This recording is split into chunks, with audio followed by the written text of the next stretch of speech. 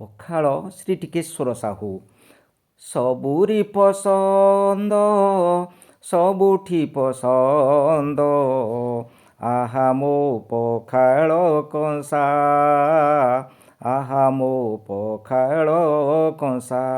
ମନ ତୃପ୍ତି ହୁଏ ସ୍ୱାଦ ମେଣ୍ଟିଯାଏ, ମନ ତୃପ୍ତି ହୁଏ ସ୍ୱାଦ ମେଣ୍ଟିଯାଏ, ମୁଖରେ ଉକୁଟେ ହସା, ଆହା ମୋ ପଖାଳ କଂସା, ଆହା ମୋ ପଖାଳ କଂସା।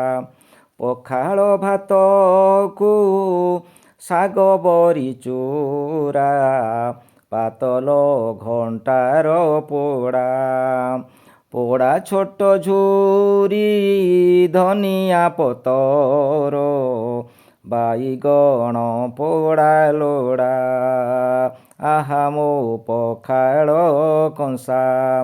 ରଗଡ଼ିବ ତହି କଞ୍ଚା ଲଙ୍କା ଗୋଟେ, ଆବଶ୍ୟକ ମୋତେ ଲୁଣ, ସପ ସପ କରି ପଖାଳ ଖାଇବ ଦରକାର ନାହିଁ ତୁଣ।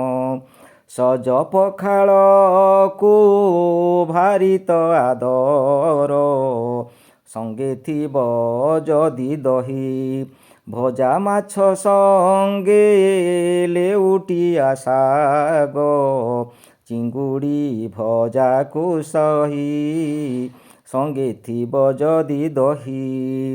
ଚଟପଟି ପାଗ ଥୋଇ ଖାଉଥିବ, ପାଇବ ପଖାଳ ସ୍ୱାଦ, ଆଚାର ଟିକିଏ ଚାଟି ଦେଉଥିଲେ ପାଟିରୁ ଲାଳର ସ୍ୱାଦ।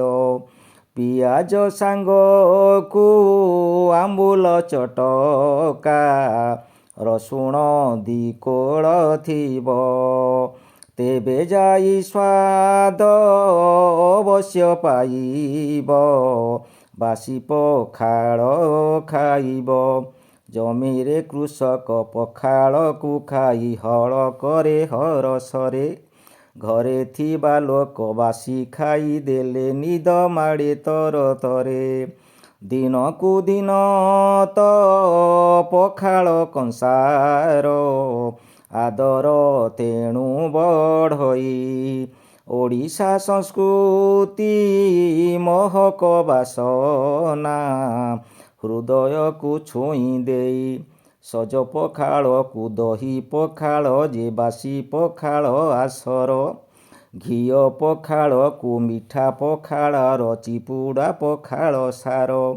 ପଖାଳ ତୋରାଣି ପେଟେ ପିଇଦେଲେ ଆଶ୍ୱସ୍ତ ମିଳଇ ଭାଇ, ଆଶ୍ୱସ୍ତ ମିଳଇ ଭାଇ।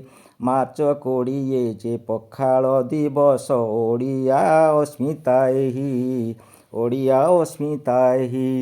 ସବୁରି ପସନ୍ଦ ସବୁଠି ପସନ୍ଦ।